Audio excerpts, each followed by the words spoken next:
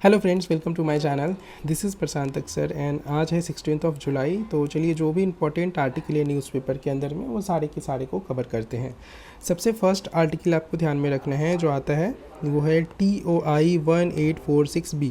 सो ये क्या है? तो ये एक एक्सो प्लानट है। एक्सो प्लानट क्या होता है? जो भी प्लैनेट्स आपके जो सोलर सिस्टम है उसके बाहर में जो प्लैनेट होते हैं उनको हम लोग एक्सो प्लैनेट बोलते हैं। तो ऐसा ही एक एक्सो प्लैनेट पाया गया है जिसे हम लोग सुपर अर्थ भी बोलते हैं। सुपर अर्थ एक्चुअली में क्या है डेफिनेशन इसका?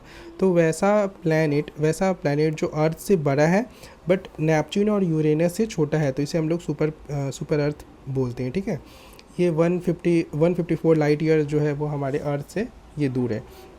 जो अभी ये मिला है ये वाले प्लैनेट्स जो एक्सो प्लैनेट है, ये इसका जो अगर बात करेंगे तो ये 4x हमारे अर्थ से ज़्यादा बड़ा है। और साथ साथ ये नासा का एक सैटेलाइट है TESS, ये सैटेलाइट के द्वारा डिस्कवर किया गया है। सुपर अर्थ जनरली जो होते हैं वो रॉक या फिर गैसेस से बने रहते हैं या फिर इन दोनों के मिक्सचर से बने रहते हैं।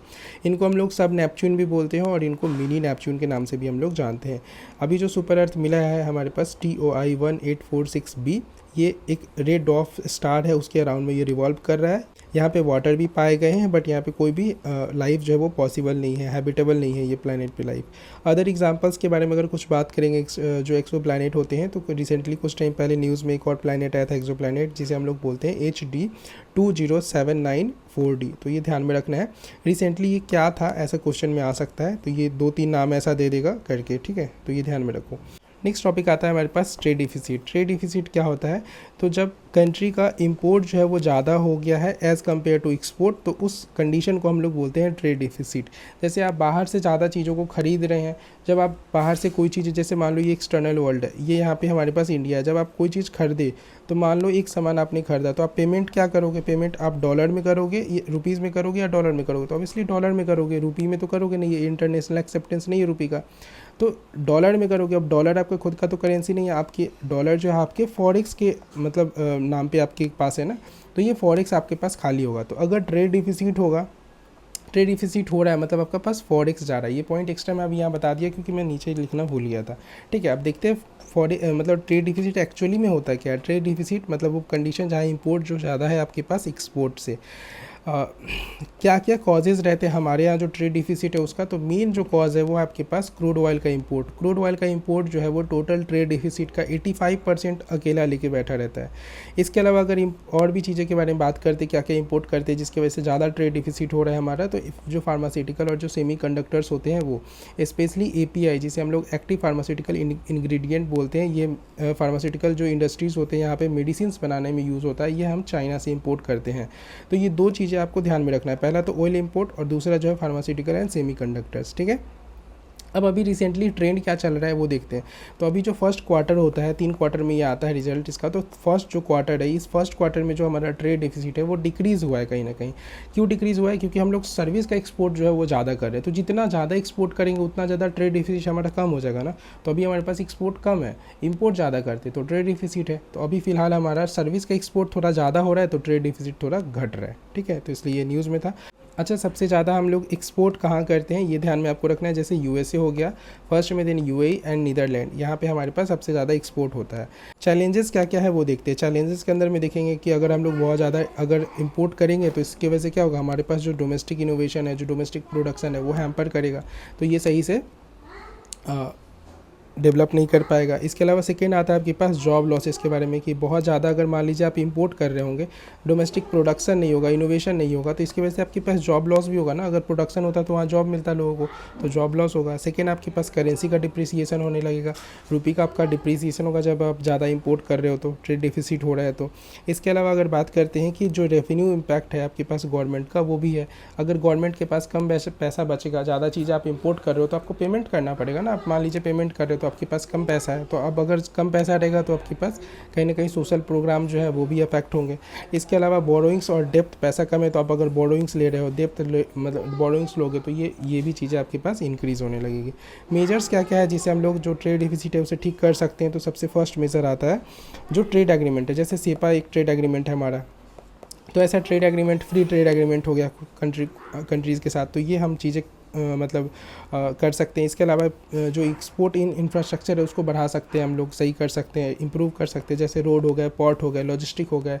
इसके अलावा रेशनलाइज इंपोर्ट, काफ़ी सारे ऐसे चीज़ें हैं जो हम लोग इंपोर्ट करते हैं जो इंडिया में ऑलरेडी बन रहे हैं या फिर बन सकते हैं, इंडिया में कैपेबल है उस चीज़ को बनाने के लिए। तो वो सारी चीज़ों को आप रोकिए, रेशनलाइज करिए, जो चीज़ें ऑलरेडी यहाँ पे हो सकती है उस चीज़ों का इंपोर्ट ना करें।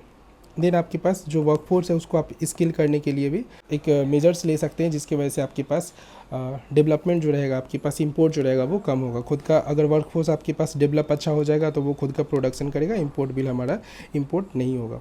नेक्स्ट आता है SCO, जिसे हम लोग लास्ट में डिस्कस करेंगे। 27 जून को हमने जस्ट अभी देखा था। नेक्स्ट आर्टिकल आता है हमारे पास लाइट कॉम्बैट एयरक्राफ्ट तेजस के बारे में। ठीक है, तेजस के बारे में अगर बात करते हैं तो ये तेजस जो है वो इंडिया के अंदर डेवलप किया जा रहा है, साथ साथ इसको डिज़ाइन भी DRDO के द्वारा किया गया है।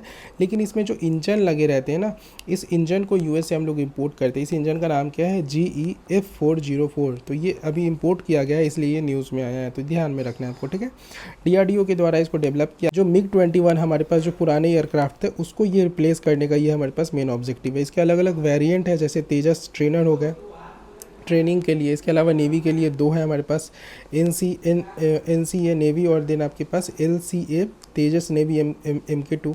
इसके अलावा एक और वेरिएंट आता है तेजस का, that is the LCA Tejas MK1A। ठीक है, तो ये सारे वेरिएंट होते हैं इसके। क्या क्या की फीचर्स है इसके ध्यान में रखना है। तो ये काफ़ी एक लाइट कॉम्बैट एयरक्राफ्ट है। लाइट कॉम्बैट का मतलब क्या हो गया? काफ़ी हल्का है। ये कैपेबल है एयर टू एयर के लिए और साथ साथ एयर टू सरफेस जो मिसाइल्स होते हैं, मतलब फाइट होते हैं, उनके लिए भी। रिफ्यूलिंग कैपेसिटी भी इसके अंदर में होता है और 3000 किलोमीटर का इसका रेंज होता है। नेक्स्ट आर्टिकल आता है आपके पास need to protect linguistic secularism. जो लैंग्वेज को लेके इतनी प्रॉब्लम चल रही है अभी कंट्री में कि एक जगह कहीं बोला जा रहा है कि हिंदी जो है वो नेशनल लैंग्वेज बनना चाहिए, और जो कोई तमिल है वो बोल रहे हैं कि तमिल वाला जो है वो लैंग्वेज यहाँ रहना चाहिए। तो कहीं ना कहीं एक लैंग्वेज का जो प्रॉब्लम चल रही है उससे रिलेटेड ये आर्टिकल था। ये मीन्स इंपॉर्टेंट आर्टिकल है स्पेशली, लेकिन हम लोग कुछ फैक्ट यहाँ पे ध्यान में रखेंगे इससे रिलेटेड। जैसे 121 मेजर लैंग्वेज है आपकी कंट्री के अंदर में, और साथ साथ 270 जो है वो मदर टंग है। ठीक है, ये रिसेंटली जो डाटा है वो ये शो करता है।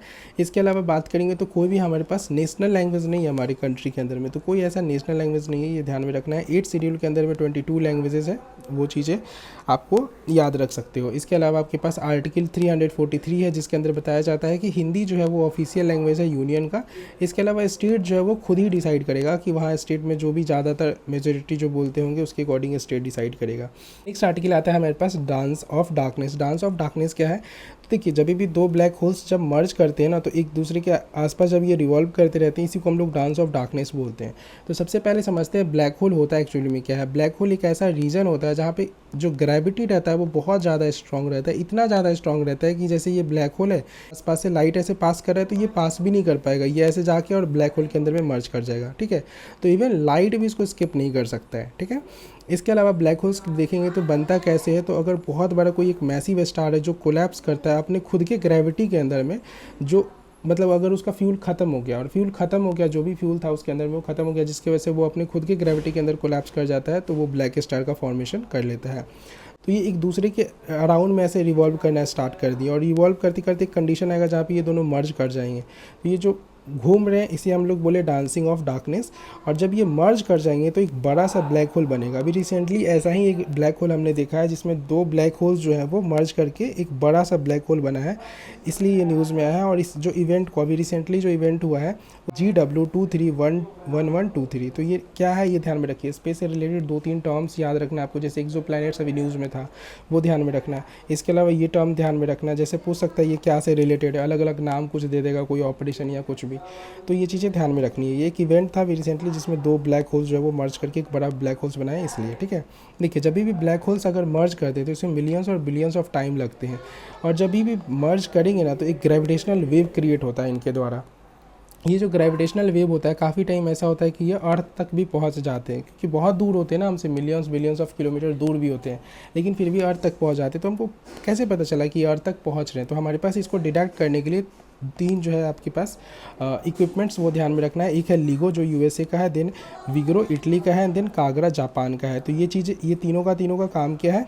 इस तीनों का काम है कि जो भी आपके पास ग्रेविटेशनल वेव जो आते हैं ब्लैक होल्स के, उसको डिटेक्ट करना। ठीक है, ये कंप्लीट हो गया।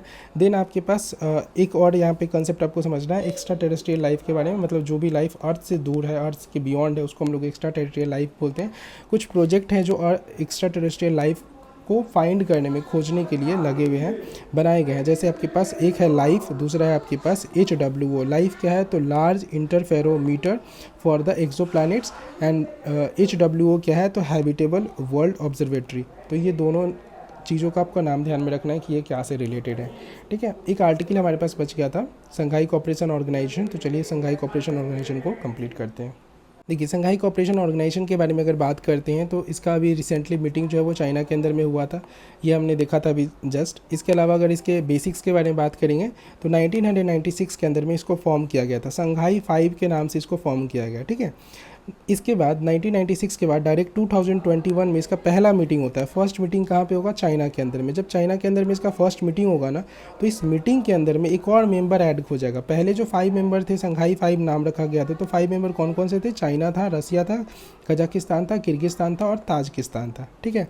अब 2001 वाले मीटिंग में एक नया मेंबर ऐड हुआ, उसको हम लोग बोले उज्बेकिस्तान। और जैसे उज्बेकिस्तान मिला तो ये तो 5 में एक और ऐड हो गया, तो 6 मेंबर हो गए। तो अब इसको संघाई 5 कैसे बोलेंगे, तो स्पेशली मतलब 2001 के बाद से ये संघाई कोऑपरेशन ऑर्गेनाइजेशन बना। और इसके बारे में कुछ इंपॉर्टेंट चीज़ और ध्यान में आपको रखना है, जैसे कि अफ़गानिस्तान और मंगोलिया, दो इसके ऑब्जर्वर स्टेटस दोनों को दिया गया, मतलब ये दोनों जो है वो ऑब्जर्वर मेंबर है। हेडक्वार्टर के बारे में बात करेंगे संघाई का, तो बीजिंग चाइना के अंदर में आपके पास हेडक्वार्टर है। इसका रेलिवेंस क्या है, तो वही टेररिज्म को काउंटर करने में, साथ साथ रीजनल कोऑपरेशन जो है उसको इनहेंस करने में। मेंबर्स के बारे में बात करेंगे तो मेंबर्स जो है इसके टोटल 10 मेंबर्स हैं। पहले जो ये 5 थे प्लस एक और बन गए, तो 6 मेंबर थे। 6 मेंबर तो पहले से ही हैं, इसके अलावा और भी इसके मेंबर हैं। सारा मेंबर को एक बार एक जगह देखते हैं, जैसे कि KKTTU, ये जो हम लोग सेंट्रल एशियन जो कंट्रीज़ होते हैं, इसमें से एक जो तुर्क वाले कंट्री है, ऐसे याद रखना आपको कि तुर्क वाले लोग जो है वो संघाई के अंदर में, संघाई कोऑपरेशन ऑर्गेनाइजेशन में नहीं है। तो कजाकिस्तान है, किर्गिस्तान है, ताजिकिस्तान है, उज्बेकिस्तान है, तुर्कमेनिस्तान जो है वो नहीं है, ठीक है। तो 4 लोग ये हो गए, 4 मेंबर। इसके अलावा आपके पास इंडिया और ईरान, 2 ये हो गया। इंडिया और ईरान दोनों II से स्टार्ट होता है। चाइना और पाकिस्तान, ये दोनों इंडिया का दुश्मन, ठीक है, ऐसे याद रख लो। And then Russia and Belarus, ये 2 और।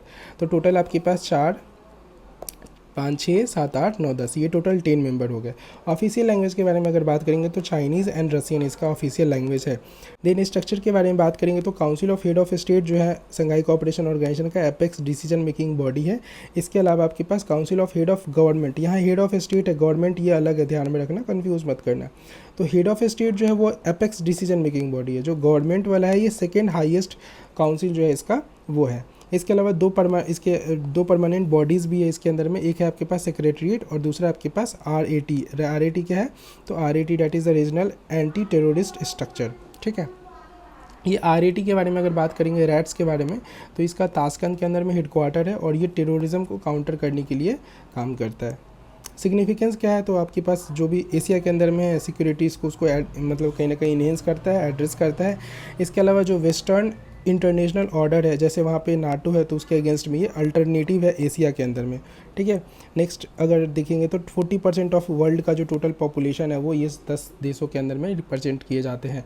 MCQ से रिलेटेड देखेंगे तो एक 2022 में क्वेश्चन पूछा गया है, प्रीवियस क्वेश्चन, जिससे बताया जा रहा है कि इंफ्रास्ट्रक्चर बैंक दिया गया है, Asian infrastructure investment bank. Then आपके पास मिसाइल टेक्नोलॉजी कंट्रोल रिजाइम, जिसे हम लोग MTCR बोलते हैं। एंड देन आपके पास संघाई कोऑपरेशन ऑर्गेनाइजेशन SCO पूछा गया है कि इसमें से इंडिया किसका किसका मेंबर है, तो अभी जस्ट हमने देखा SCO का मेंबर है और साथ साथ इन दोनों का भी मेंबर है, ये ध्यान में आपको रखना है। तो इसका ऑप्शन आंसर जो है वो 3rd है।